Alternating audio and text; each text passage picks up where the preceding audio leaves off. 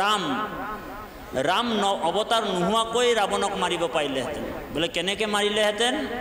যদি ভগৱান কৃষ্ণই যদি বৈকুণ্ঠতে সংকল্প কৰি ল'লেহেঁতেন, ঐ ৰাৱণ তই মৰি যা বুলি যদি তাৰ পৰাই কৈ দিলেহেঁতেন, তেনেহ'লে বোলে ৰাৱণ চেটেপ ঔ হৰি ঔ ৰাম।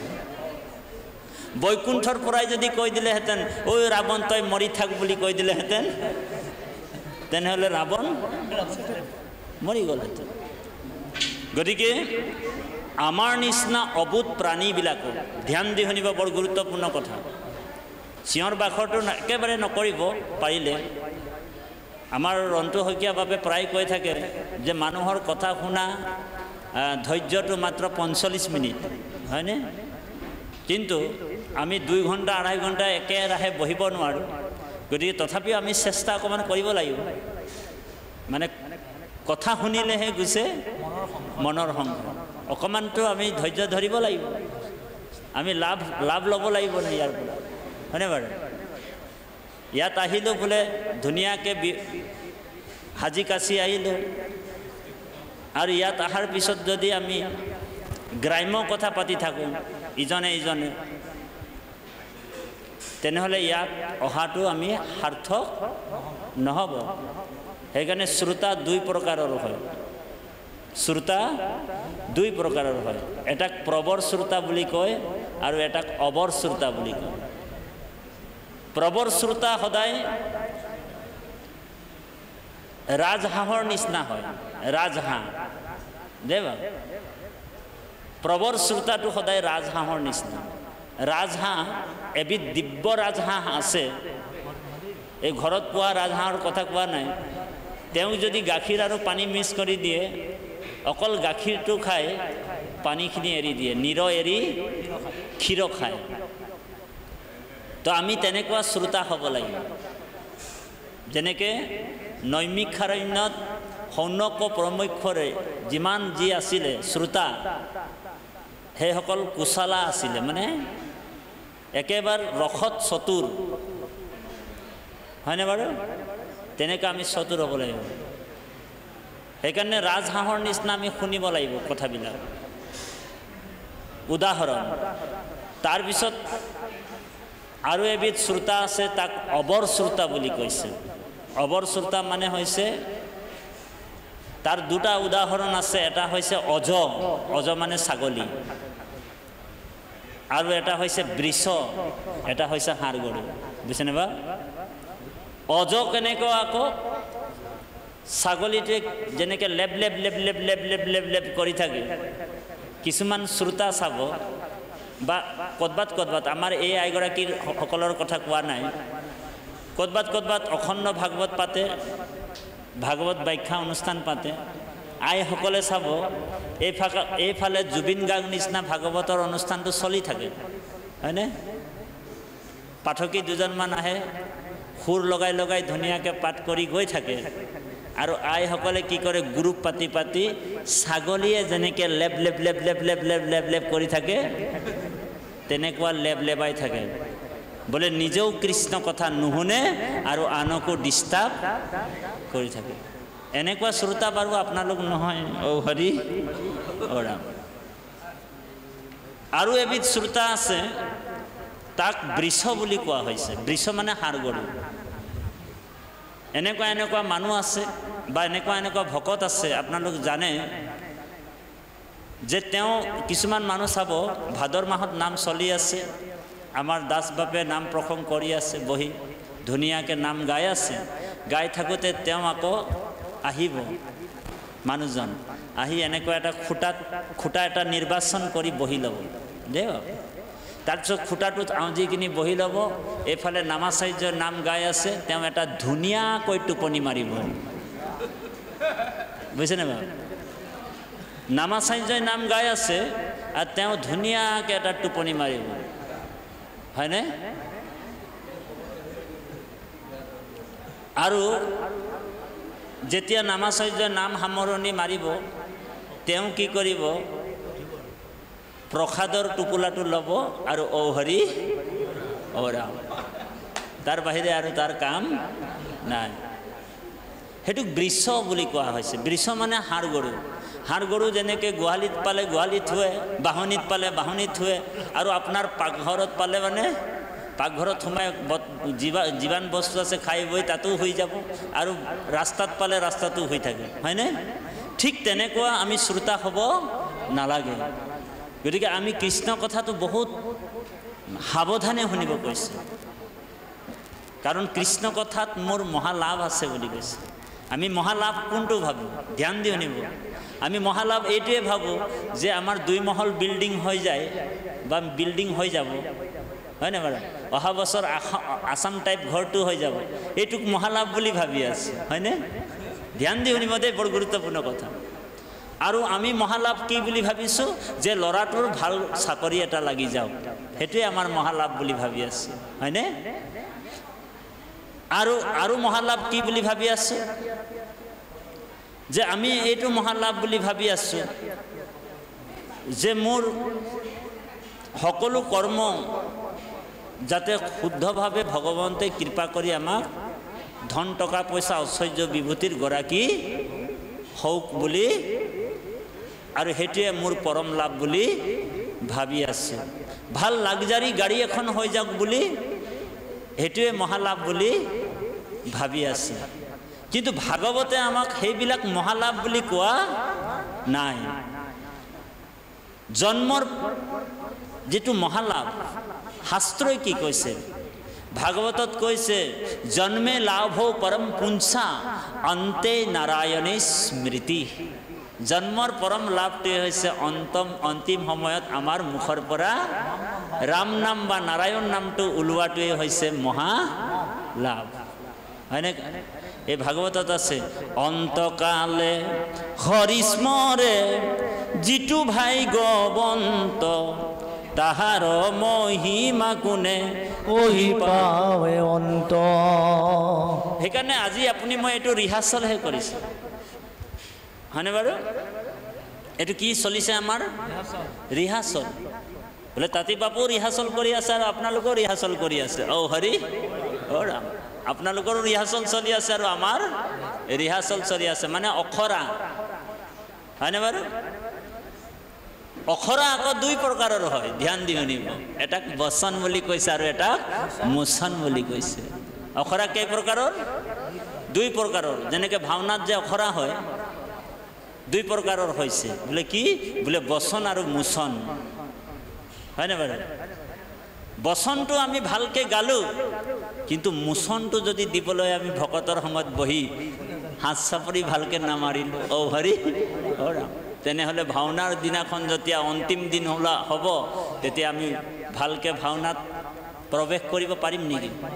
বোলে ঘৰত গৈ বোলে লিষ্টখন লিখি দিলোঁ দৈত্যৰাজ বুলি, ঘৰত মুখস্থ কৰি আছোঁ, কিন্তু বোলে ৰিহাৰ্চল কৰিবলৈ কোনোদিন যদি প্ৰেজেণ্ট নহওঁ তেনেহ'লে আমাৰ খেলি মেলি লাগি যাব। কোনদিনাখন খেলি মেলি লাগিব?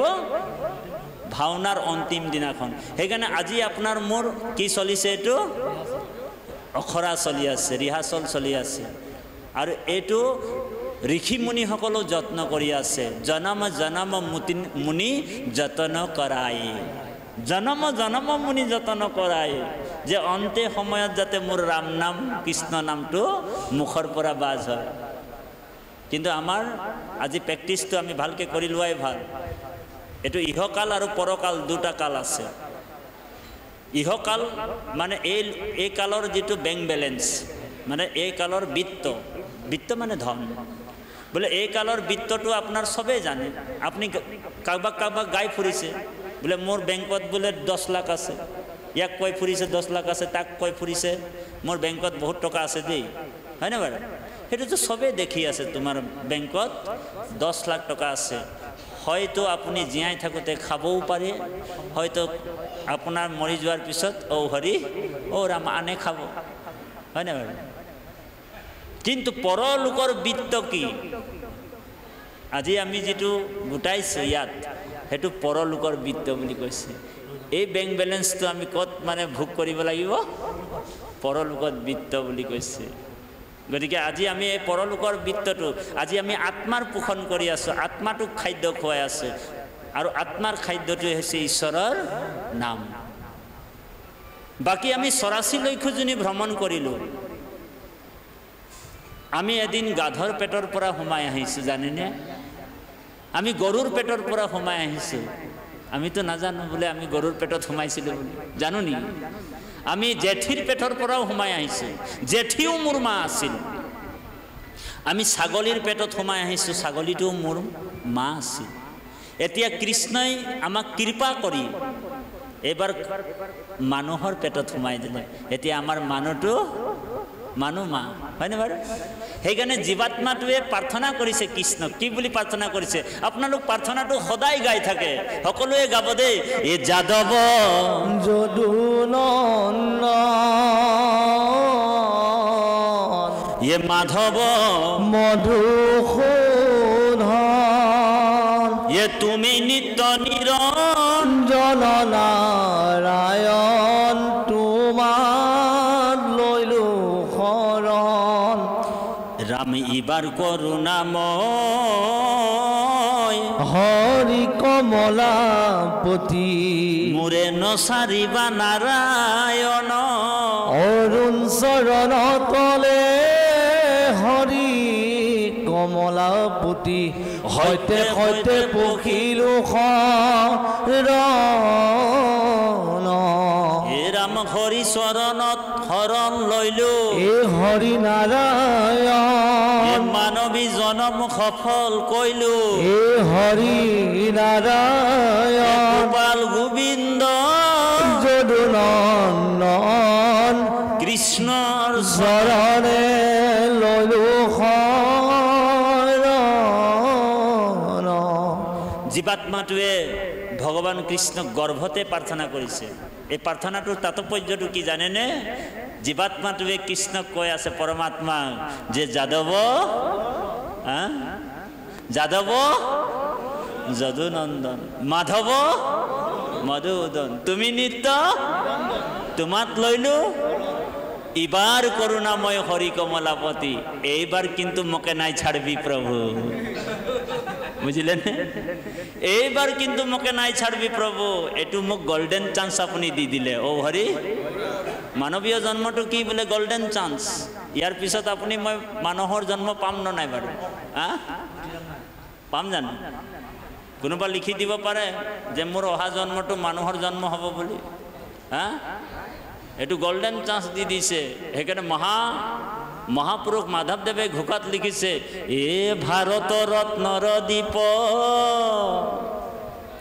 এ মনুষ্য হৰিৰ নৌকা, ৰাম নাম মহাৰত্ন সাৰ, হেনয় বা নিজ পাই যিটো জীৱন তৰিলে, বোলে তাত পৰে দুখী আৰু নাই। ভাৰত ৰত্নৰ দীপ, মনুষ্য হৰিৰ নৌকা, ৰাম নাম মহাৰত্নহাৰ, হেনয় বাণিজ্য পাই যিটো জীৱন তৰিলা তাত পৰে দুখীয়াৰ। তেওঁৰ নিচিনা দুখী নাই। অকল দুখীয়াই নহয় বোলে সেইজনৰ নিচিনা আত্মঘাতীও নাই বুলি কৈছে। ও হৰি, ও ৰাম। শাস্ত্ৰৰ মতে সেইজনক আত্মঘাতী নকয় যিজন নেকি ডিঙিটোত ৰছীটো মানে মেৰিয়াই গছত বোলে ওলমি যোৱাটোক ছুচাইড বুলি নকয়। যিজন মানুহৰ জন্ম পায় যদি হৰিৰ ভকতি নকৰে সেইজনকে আত্মঘাতী বুলি কৈছে। ও হৰি, ও ৰাম।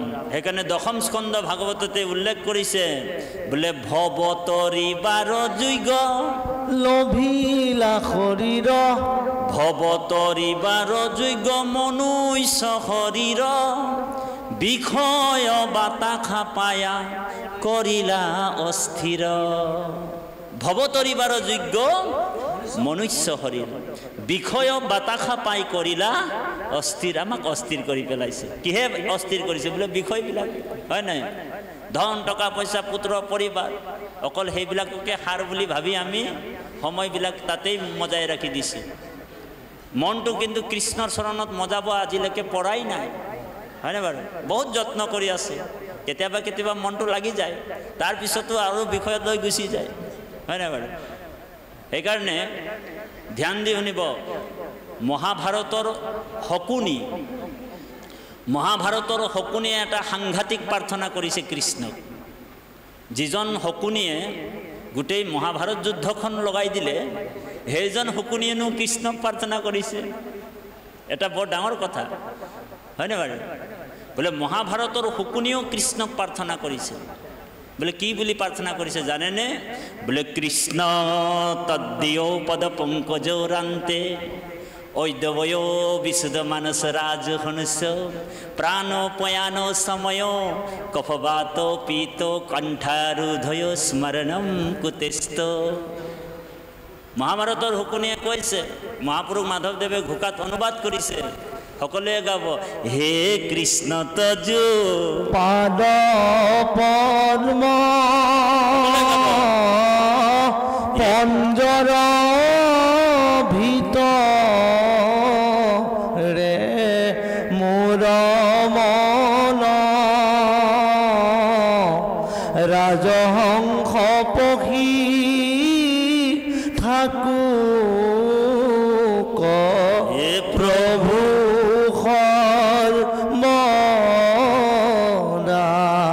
হে প্ৰাণ পয়ানৰ সময়ত কফবাত পীত আদি যত কণ্ঠ নিৰোধনে তোমাৰ স্মৰণ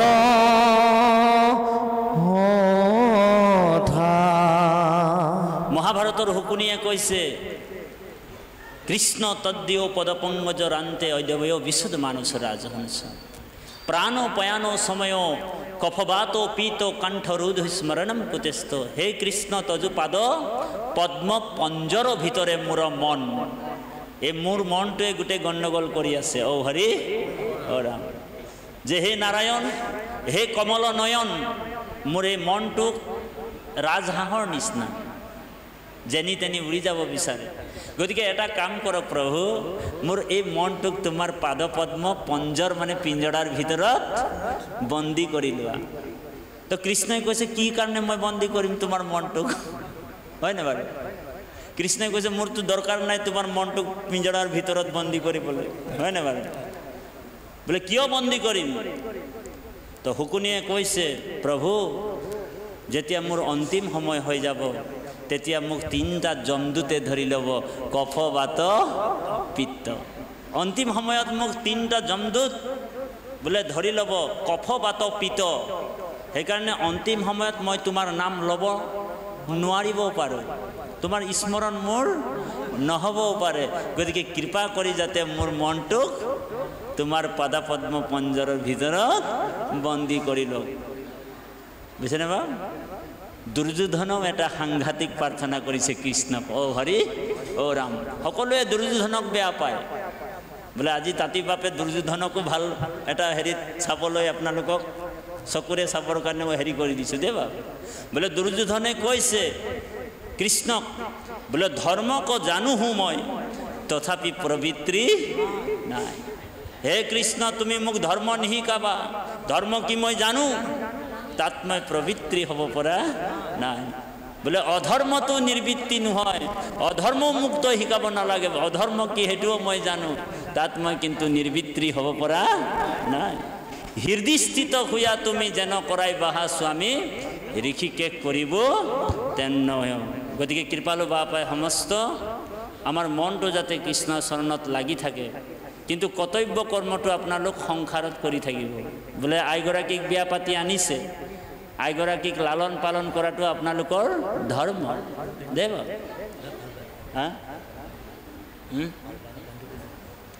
তাৰপিছত আমাৰ ধৰ্ম কি? ল'ৰা ছোৱালী জন্ম কৰিছোঁ আমি, তেওঁলোকক লালন পালন কৰাটো ধৰ্ম। কিন্তু সেই ল'ৰা ছোৱালী ধন টকা পইচাত আমাক মজি থাকিবলৈ কোৱা নাই, বুজিছেনে বা?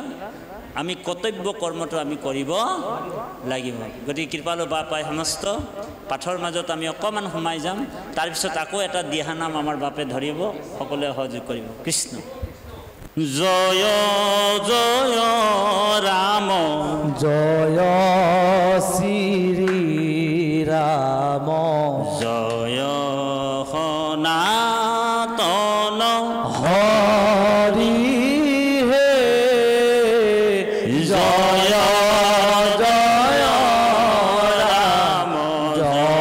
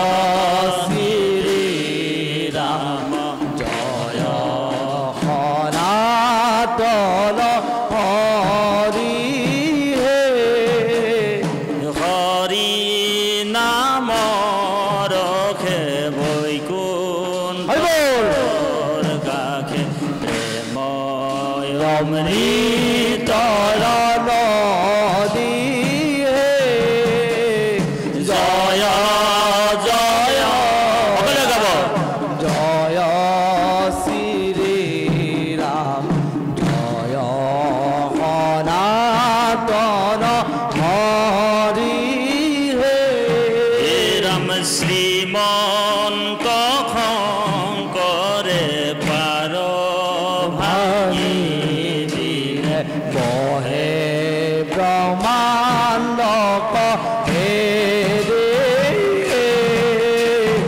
জয় জয় রাম জয় শ্রী রাম জয় সনাতন হরি হে গোবিন্দর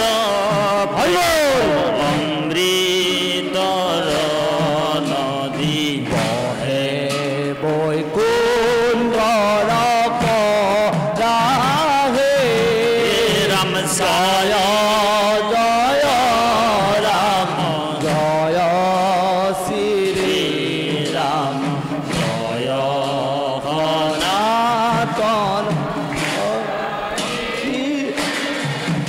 হে সারি পুরুষার্থ তাহারণি জরা হরি নাম মূল ধারা হে জয় জয় রাম জয় শ্রী রাম জয় সনাতন হরি হে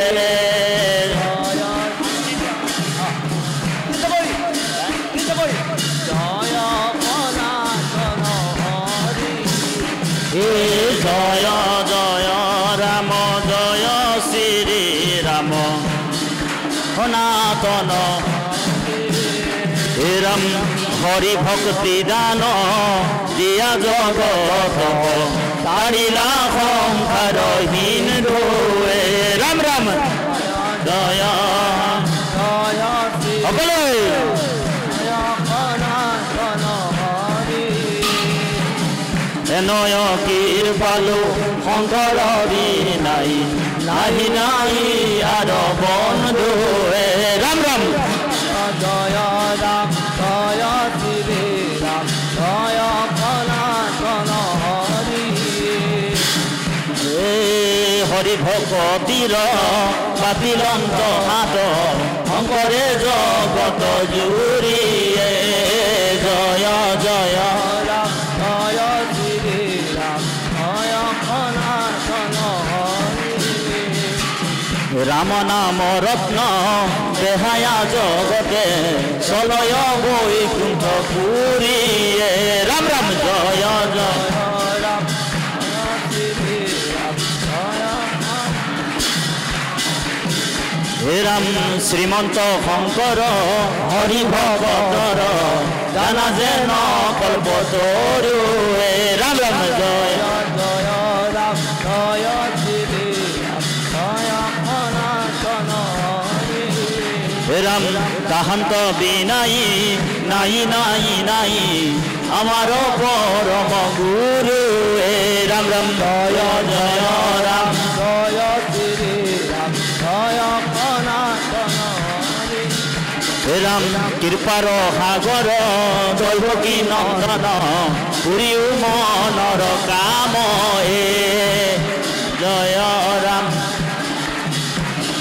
জয় সনাতন হৰি হে ৰাম ভকতৰ সংগ সদানুগু সুখ মুখে দুৱা গুণ নাম হে জয় জয় ৰাম জয় শ্ৰী ৰাম জয় সনাতন হৰি এৰা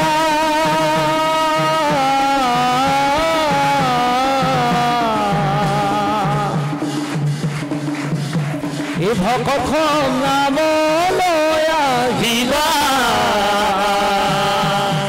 এ নাম বিনে গতি নাই হেলাল কৰিবা হে ৰাম ভকত হব নাম লৈ আহিবা নাম বিনে গতি নাই হেলা নকৰিবা এ ভকত নাম লয়া হিলা নাম বিনে গতি নাই হেলাল কৰিবা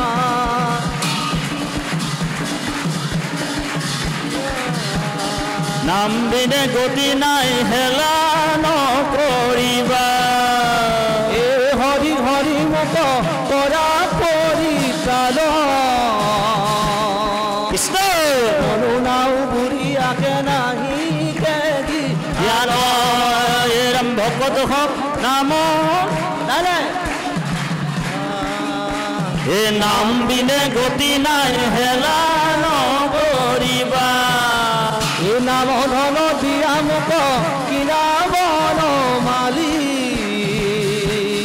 আন ধন ও দাখ পাই নুলো আগমন ঠাকুৰালী ভকত হক নাম লৈ আহিলা নাম বিনে গতি নাই হেলা হেলা নকৰিবা এ নাম বিনে গতি নাই হেলা নকৰিবা এ নাম বিনে গতি নাই হেলা নকৰিবা ৰাম কৃপালু বাপাই সমস্ত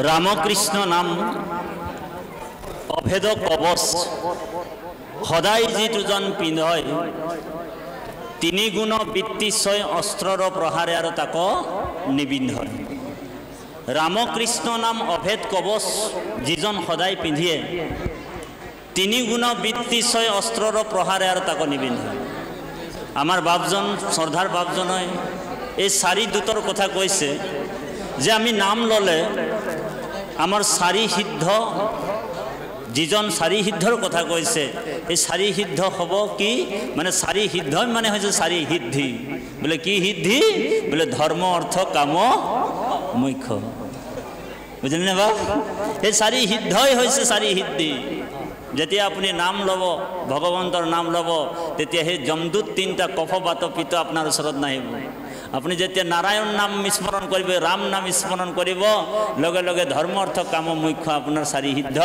চাৰি সিদ্ধি লাভ হ'ব গতিকে কৃপালু বাপাই সমস্ত এতিয়া নাম আমি কেনেকৈ ল'ম তো সেইটো নাৰায়ণ নামটো মহত্বটো আপোনালোকৰ মাজত প্ৰকাশ কৰিম গতিকে কিছুমান মানুহ আজিও আছে যে নামত এনে সোমাই আছে নাম লগাই ৰাখিছে ঔ হৰি ঔ ৰাম নামত কিন্তু বিশ্বাসটো নাই বুজিছেনে বাৰু বোলে নাম ধৰ্মত বিশ্বাসটো নাই এনে নাম লগাই ৰাখিছে স্কুলটোত কিন্তু নামৰ ওপৰত বিশ্বাস নাই ভগৱান কৃষ্ণই উদ্ধৱক কৈছিলে আৰু অৰ্জুনকো কৃষ্ণই কৈছিলে যে হে অৰ্জুন এ ৰাম সমস্ত ধৰ্মক বিদু ৰত পৰি হৰি কৃষ্ণ লয়ুক আমাৰ নাম মহাযত্ন কৰি আমাক নাম ল'বলৈ কৈছে যত্ন কৰি হয়নে বাৰু আজি আমি যত্ন কৰি নাম লৈছোঁ সেইকাৰণে অৰ্জুনক কৃষ্ণই কৈছে হে অৰ্জুন বোলে সমস্ত ধৰ্মক বিদু ৰত পৰি হৰি লয়ুক আমাৰ নাম মহাযত্ন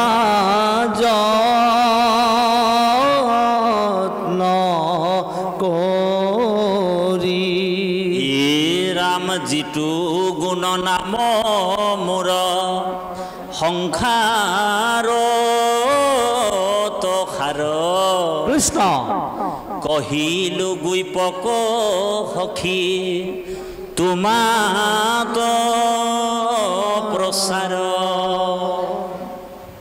ৰহস্যটো ৰহস্য মুহুৰ নাম কৰ্ম কৃষ্ণ ইয়াকেহে বোলয় সখী ভাগৱত ধৰ্ম ৰাম ইয়াকেহে বোলয় সখী ভাগৱত ধৰ্ম ধৰ্মই পৃথিৱীৰ আগত কৈছে বোলে ধৰ্মে পৃথিৱীৰ আগত কহিলা মহাভাগৱত ধৰ্ম মুকুতি সুখৰ কেৱল আশ্ৰয় জানা মাধৱৰ কৰ্ম কৰ্ম আজি আপুনি মই মাধৱৰ কৰ্ম কৰিছোঁ আৰু মুক্তি একচুৱেলি ভকতে মুক্তি নিবিচাৰে এইটো নাৰদে ইয়াত কৈছে অকণমান পাঠৰ মাজত আমি কৈ দিওঁ যে তজু নাম গুণ গাই তৰিবে সকলো লোকে আমি আকৌ জানো হাৰে হাৰ নাৰদে কৈছে দেই ভকতৰ পূৰ্ণ কাম সাধিবাক প্ৰতি তুমি ধৰি আছা শেষ অৱতাৰ জীবুলীলা প্ৰভু তুমি কি কৰিব আদেশিও মই তাক বোলো এটিখন দেখিলোহো আজি যিটো তোমাৰ চৰণ দুই জগতৰ মুকুতি কাৰণ ব্ৰহ্মা আদি মহাজনে হৃদয়ে চিন্তে যাক একমনে কৰি সৰ্বৈখন সংসাৰ কুপত পৰি জাত অৱলম্ব কৰি অপ্ৰয়াসে তৰে প্ৰাণী গণ তাৰপিছত কৈছে যে হে নাৰায়ণ তুমিতো ভকতৰ পূৰ্ণ কামনা পূৰ্ণ কৰা কাৰণ ভগৱান হৈছে সৰ্বকামনা পূৰ্ণ কৰে সেইকাৰণে আমি বেলেগ দেৱ দেৱীক পূজা কৰিব নালাগে আমাৰ যদি কাৰোবাৰ কামনাও আছে পুত্ৰৰ কামনা যি আছে এ টু জেড তথাপিও আমি আন দেৱতাক পূজা কৰিব নালাগে কাৰণ ভগৱানটো আপোনাক সব বস্তু দিব হয় না বাৰু সব বস্তু ভগৱান দিব কিন্তু আমি কি কৰিব লাগিব যদি আমি কৃষ্ণকে ভক্তি কৰোঁ ভগৱানে আমাক সকলো বস্তু দিব কিন্তু অলপ লাহে লাহে দিয়ে কৃষ্ণই আকৌ দেই পটককৈ নিদিয়ে যেনেকৈ শিৱই মানে শিৱক পূজা কৰিলে যেনেকৈ আপোনাৰ যদি এটা ল'ৰা আছে শিৱ যদি পূজা কৰে কেনেবাকৈ শিৱই ঢেৰেংকৈ দি দিয়ে দুটা ল'ৰা এনেকুৱা নিদিয়ে মানে ভগৱানে অকণমান লাহে লাহে দিয়ে দে বাব সেইকাৰণে 95% মানুহ শিৱক পূজা কৰে বোলে কিয় তাৰমানে অলপতে সন্তুষ্ট হোৱা দেৱতাই হৈছে শিৱ বুজিছেনে অলপতে সন্তুষ্ট হৈ বৰ দি দিয়ে সেইকাৰণে মানুহবিলাকে কাৰোবাৰ যদি এটা ল'ৰা আছে সেইজনে শিৱক পূজা কৰে বোলে দুটা ল'ৰা লাগে তো শিৱই মানে তাক কৈছে যে তই ওম নমঃ শিৱা বুলি কবি অহা বছৰ তোৰ দুটা ল'ৰা হৈ যাব ও হৰি ও ৰাম কাৰোবাৰ যদি এক মহল বিল্ডিং আছে ওম নমঃ শিৱা বুলি কবি 2 মহল বিল্ডিং হোৱাটো খাটাং বুজিছেনে তো শিৱই মানে সব দিব পাৰে কিন্তু মুক্তি দিব নোৱাৰে কাৰণ শিৱৰ ওচৰত এইটো কেপাচিটি নাই তেওঁ দিবই নোৱাৰে মুক্তিৰ দাতাই হৈছে ভগৱান কৃষ্ণ কিন্তু কলিযুগত অৱশ্যে পূজা নাই বাৰু কোনোবা কৰিছে যদিও আমি তাক বাধাও কৰিব নোৱাৰি ঔ হৰি ও ৰাম হয়নে বাৰু কাৰোবাৰ আত্মাত আমি আঘাত দিব নাপায় সেইকাৰণে অৰ্জুনে এটা প্ৰশ্ন কৰিছিলে ধ্যান দি শুনিব বৰ গুৰুত্বপূৰ্ণ কথা অৰ্জুনে কৃষ্ণক প্ৰশ্ন এটা কৰিলে যে হে নাৰায়ণ হে কমল নয়ন তুমি যে কৈ আছা তোমাকে পূজা কৰা তুমি একমাত্ৰ দেৱতা বিশ্বৰূপটো ভগৱন্তই দেখুৱাই দিলে যে হে অৰ্জুন গোটেই 33 কোটি দেৱতা মোৰ শৰীৰতে আছে তুমি যিজন শিৱক পূজা কৰিছা সেইজন শিৱ বোলে একাদশ ৰুদ্ৰ 11 জন শিৱ মোৰ বোলে শৰীৰতে আছে 11 জন শিৱ বুজিছেনে সেই বুলি ভগৱানে অৰ্জুনক দেখালে তো অৰ্জুনে প্ৰশ্ন কৰিছে প্ৰভু তুমি যে কৈ আছা তোমাকে পূজা কৰা তোমাকে সেৱা কৰা তুমি একমাত্ৰ দেৱতা কিন্তু পৃথিৱীৰ মানুহবিলাকে যে অন্য দেৱ দেৱীক পূজা কৰিছে সেই মানুহবিলাকে পাপ কৰিছে নেকি প্ৰভু ডাইৰেক্ট প্ৰশ্ন অৰ্জুনৰ ও হৰি ও ৰাম ডাইৰেক্ট প্ৰশ্ন কৰিছে তো ভগৱান কৃষ্ণই কৈছে হে অৰ্জুন পূজা কেতিয়াও পাপ হ'ব পূজা কেতিয়াও পাপ নহয় আজি মানুহবিলাকে যে পূজা কৰি আছে য'তে ত'তে হয়নে বাৰু কামনাৰ কাৰণে পূজা কৰিছে ভগৱানে কৈছে যে পূজা কেতিয়াও পাপ হ'ব নোৱাৰে বোলে কিয় যে পূজাত বোলে শ্ৰদ্ধা যোগ হৈ যায় আৰু য'ত শ্ৰদ্ধা যোগ হৈ যায় সেইটো পাপ কেনেকৈ হ'ব অৰ্জুন সেইটো পাপ নহয় কিন্তু হে অৰ্জুন তুমি যদি দেৱ দেৱীক পূজা কৰি আছা ধ্যান দি শুনিব বৰ গুৰুত্বপূৰ্ণ কথা শ্ৰীমদ ভাগৱত গীতাৰ 9 নম্বৰ অধ্যায় 25 নম্বৰ শ্লোকত কৈছে অৰ্জুনক কৃষ্ণই কি বুলি কৈছে হে অৰ্জুন বোলে য়ান্তি দেৱানো দেৱব্ৰতা তুমি যদি দেৱ দেৱীক পূজা কৰিবা তেনেহ'লে মই তোমাক স্বৰ্গলৈ পঠিয়াই দিম স্বৰ্গত বোলে তুমি ইন্দ্ৰৰ লগত 5 ষ্টাৰ হোটেলত তোমাক থাকিবলৈ সুবিধা কৰি দিম ও হৰি ও ৰাম বোলে স্বৰ্গটো কেনেকা 5 ষ্টাৰ হোটেলৰ নিচিনা সব বস্তু পাবি ফেসিলিটি পাবি ধ্যান দিও নিব অৰ্জুনক কৈছে হে অৰ্জুন বোলে ইয়ান্তি দেৱানো দেৱব্ৰতা কোনোবা যদি দেৱ দেৱী পূজা কৰি আছে আজিও ইয়াত কোনোবা আছে যদি তো ভগৱানে কৈছে তো তেনেহলে বোলে মই তাক স্বৰ্গলৈ পঠিয়াই দিম দেৱ দেৱীৰ জাগালৈ তাত বোলে ইন্দ্ৰৰ লগত 5 ষ্টাৰ হোটেলত একেলগে বোলে থাকিবলৈ সুবিধা কৰি দিম আৰু যেতিয়া বোলে তাৰ বোলে পুণ্যটো আদায় হৈ যাব তাক বোলে ধকা মাৰি আকৌ নৰকত পেলাই দিব ও হৰি ও ৰাম যদি বোলে তাৰ পুণ্যটো আদায় হৈ গ'ল তো পুণ্যটো যেনেকৈ আপোনাৰ 2 লাখ টকা ধ্যান দিও নিব পুণ্যটো কি বোলে 2 লাখ টকা আপুনি পৰিয়ালটো লৈ গৈ গুৱাহাটীৰ 5 ষ্টাৰ হোটেলত আছে বহুত দিন ধৰি হয় না বাৰু পৰিয়াল লৈ কাৰণ 2 লাখ টকা আছে তো পৰিয়ালটো বোলে 2 লাখ টকা আছে বুলি আপুনি গুৱাহাটীৰ 5 ষ্টাৰ হোটেলত বোলে ধুনীয়াকৈ বোলে খাই আছে অৰ্ডাৰ দি যি পাইছে সেইটোৱে আহিছে হয় না বাৰু পৰিয়ালো আছে লগতে তাৰ যেতিয়া বোলে 2 লাখ টকা আপোনাৰ ওচৰত আদায় হৈ গ'ল তেতিয়া আপোনাক বোলে 5 ষ্টাৰ হোটেলৰ মেনেজাৰে বা 5 ষ্টাৰ হোটেলৰ কৰ্মচাৰীও আপোনাক বোলে কাণত ধৰি বাহিৰত ওলাই দিব ও হৰি ও ৰাম সাধাৰণ কৰ্মচাৰীও ক'ব তোমাৰ ভুগতান শেষ হ'ল এতিয়া বোলে তই ইয়াৰ পৰা গেট আউট হৈ যা হয় না বাৰু তো স্বৰ্গটোও তেনেকুৱা সেইকাৰণে যিজন বৈষ্ণৱ হয় যিজন ভকত হয় সেইজন কেতিয়াও দেৱ দেৱী পূজা নকৰে আৰু স্বৰ্গৰ বাঞ্ছা নকৰে অকল স্বৰ্গই নহয় বোলে ইন্দ্ৰৰ পদো বাঞ্ছা নকৰে ও হৰি ও ৰাম বোলে ব্ৰহ্মাৰ পদো বাঞ্ছা নকৰে বোলে এইটো তাৰ জ্বলন্ত উদাহৰণ ভাগৱতত আছে ভক্ত প্ৰহ্লাদক নিৰ্সিংহ ভগৱান অফাৰ দিছে হে ভক্ত প্ৰহ্লাদ তোমাৰ মই ভক্তিত তুষ্ট হলো বোলে ইমানেই তুষ্ট হলো বোলে এটা কাম কৰিম বোলে কি কাম প্ৰভু বোলে এটা কাম কৰো বোলে মই তোমাক ইন্দ্ৰৰ পদত বহাই দিম বোলে ইন্দ্ৰক ৰিটাই কৰাই দিম বোলে ও হৰি ও ৰাম ইন্দ্ৰক বোলে কি বুলি কয় এইটো ৰিটাই দি দিম ইন্দ্ৰৰ জাগাত তোমাক বহুৱাই দিম তো ভক্ত প্ৰহ্লাদ কৈছে মোক ইন্দ্ৰ পদ নালাগে প্ৰভু বোলে তোমাক ব্ৰহ্মাৰ পদ লাগিব নেকি বোলে ব্ৰহ্মাক ৰিটাই কৰাই দিম বোলে ব্ৰহ্মাৰ পদ মোক প্ৰভু নালাগে হয় না তাৰপিছত ভক্ত প্ৰহ্লাদে কৈছে নিৰসিংহ ভগৱানে যে তোমাক শিৱৰ পদ দি দিম বোলে কৈলাশত বহুৱাই দিম ভক্ত প্ৰহ্লাদ কৈছে মোক শিৱৰ পদো নালাগে সেইকাৰণে যিজন আচল প্ৰকৃত ভকত হয় একান্ত ভকত হয় সেইজন কি কয় বাৰু ই ৰাম নমাংগু হুক ভোগ নলাগে মুকুতি ই ৰাম তোমাৰ চৰণে মাংগো অমূল্য ভকতি ই ৰাম মুখেন লৌক নাম মোৰ কৰ্ণে কথা হৃদয়ত পাদ পদ্ম থাকো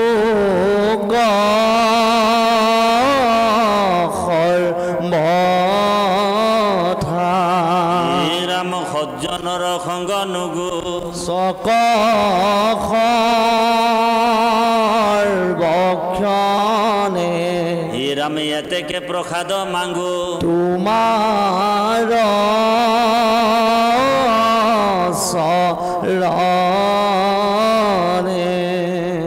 ভকতে কি বিচাৰে বোলে নমাংগু হুক ভোগ নালাগে মুকুতি বোলে মুক্তিও মোক নালাগে বোলে মুক্তি যদি পাই যাওঁ প্ৰভু তোমাৰ ভক্তিৰ পৰা মই বঞ্চিত হৈ যাম ধ্যান দি শুনিব বৰ গুৰুত্বপূৰ্ণ কথা মুক্তি পাই গ'লে মই তোমাৰ ভক্তিৰ পৰা বঞ্চিত হৈ যাম বুজিছেনে বা সেইকাৰণে চৈতন্য মহাপ্ৰভুৱে পশ্চিমৰ এজন গুৰু আছিল তেওঁ এটা শ্লোকত লিখিছে চৈতন্য মহাপ্ৰভুৱে পশ্চিম দেশৰ গুৰু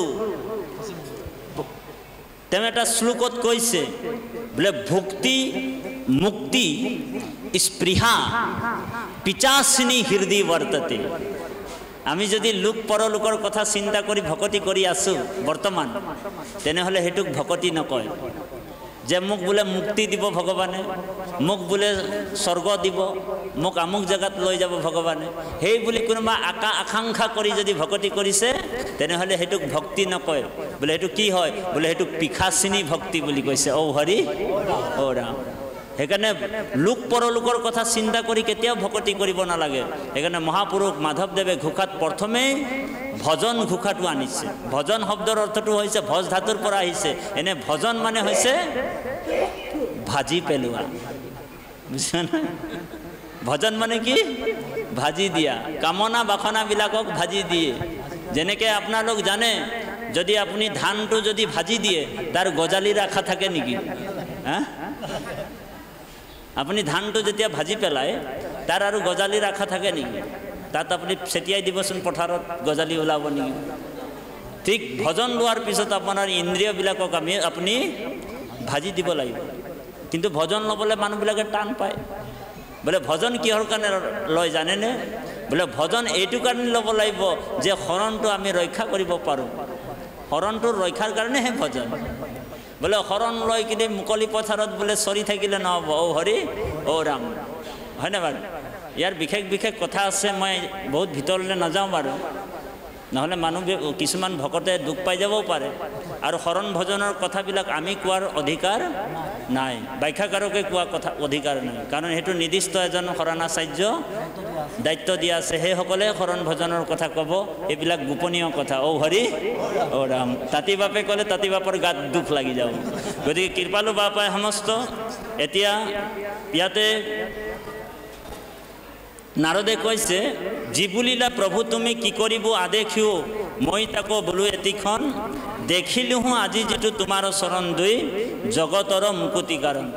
যিটো মুক্তিৰ, যাক দৰ্শন কৰাৰ লগে লগে জন্ম সংসাৰৰ বন্ধনৰ পৰা মুক্ত হয়, আজি মই স্বচকুৰে তোমাৰ দৰ্শন পাই মই কৃতাৰ্থ হৈছোঁ, সেই বুলি নাৰদে কৃষ্ণক কৈছে। তাৰপিছত কৈছে, সংসাৰ কুপত পৰি ব্ৰহ্মা আদি মহাজনে হৃদয়তে চিন্তে যাক, একমনে কৰি সৰ্বক্ষণ সংসাৰ কুপত পৰি জাত অৱলম্ব কৰি অপ্ৰয়াসে তৰে প্ৰাণী গণ। গতিকে হেন তজু পাদপদ্ম হৃদয়ত বান্ধি মই ফুৰিব তোমাৰ গুণ গাই, এহি কাৰ্য কৰিওক ভকতৰ বন্ধু মুখ যেবে দায়া আছে তজু পাও। ভকতে সেইকাৰণে ভগৱন্তৰ গুণনাম শ্ৰৱণ আৰু কীৰ্তন নিৰন্তৰ শুনে।